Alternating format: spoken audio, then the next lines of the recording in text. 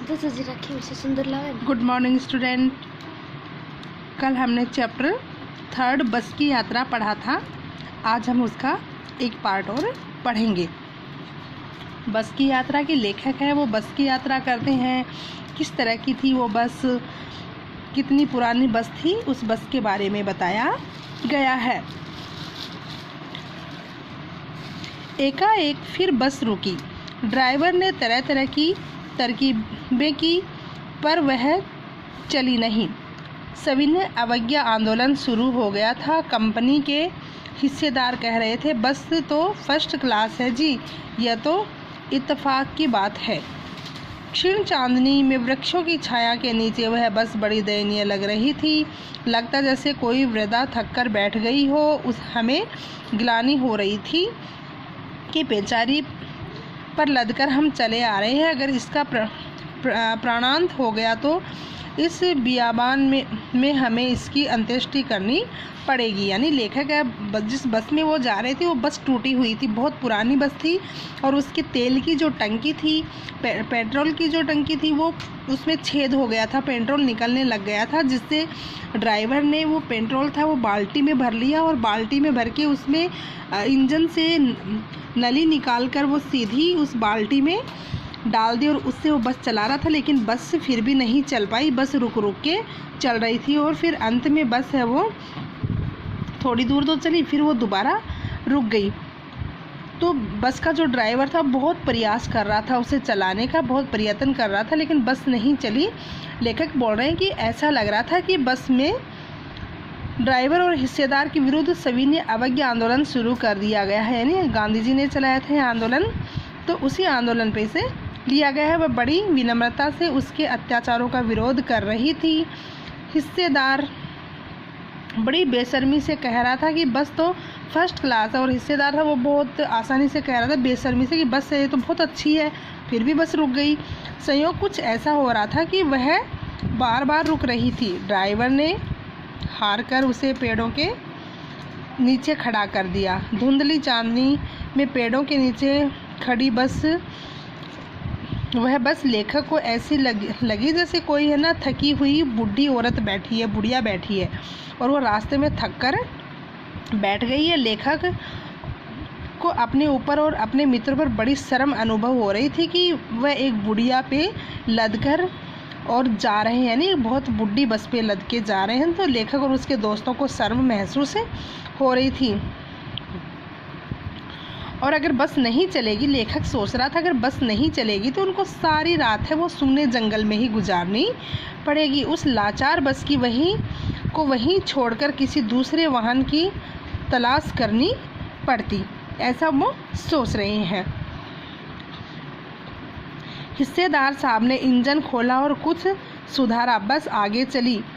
उसकी चाल और कम हो गई थी। धीरे धीरे वृद्धा की आंखों की ज्योति जाने लगी। चांदनी में रास्ता टटोल कर वह रेंग रही थी। आगे से या पीछे से कोई गाड़ी आती दिखती तो वह एकदम किनारे खड़ी हो जाती और कहती, निकल जाओ बेटी, अपनी तो वह उम्र नहीं रही।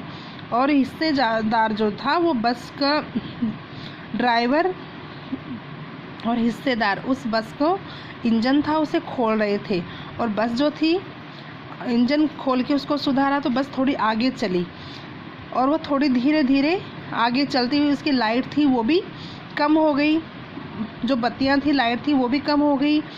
अब बस ऐसी लग रही थी मानो वह धुंधली चांदनी में रास्ता टटोल रही है, यानी चांद की जो चांदनी थी उसमें अपना रास्ता ढूंढ रही है, ऐसा लग रहा था।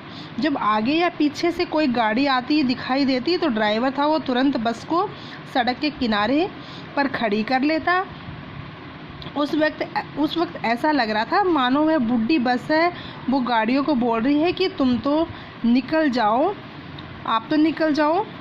वह पहले की तरह जवान नहीं रही, इसलिए उससे नहीं चला जाएगा। एक पुलिया के ऊपर पहुँचे ही थे कि एक टायर फिस्ट करके बैठ गया, और फिर एक पुलिया के पास पहुँचे तो वहाँ पे एक टायर था, उसकी हवा निकल गई और वह टायर बैठ गया। वह बहुत ज़ोर से हिलकर थम गई, और बस थी वो बहुत ज़ोर से हिली और हिल के रुक गई। अगर स्पीड में होती तो उछलकर नाले में गिर जाती, और अगर वो स्पीड में होती तो बस थी वो उछलकर, इतना ज़ोर से धक्का लगा उसे कि अगर वो स्पीड में होती तो वो उछलकर नाले में, पुल के ऊपर से नीचे जो नाला निकल रहा था उसमें गिर जाती। मैंने उस कंपनी के हिस्सेदार की तरफ पहली बार श्रद्धा भाव से देखा। वह टायरों की हालत जानते हैं, फिर भी जान हथेली पर लेकर इसी बस से सफ़र कर रहे हैं।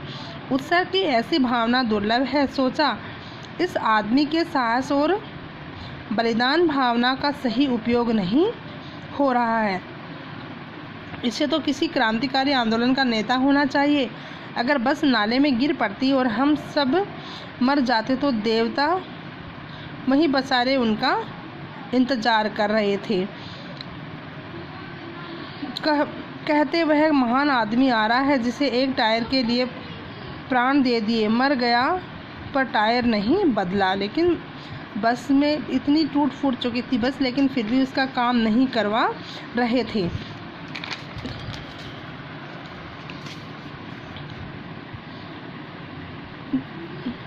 दूसरा घिसा टायर लगाकर बस फिर चली। अब हमने वक्त पर पन्ना पहुंचने की उम्मीद छोड़ दी।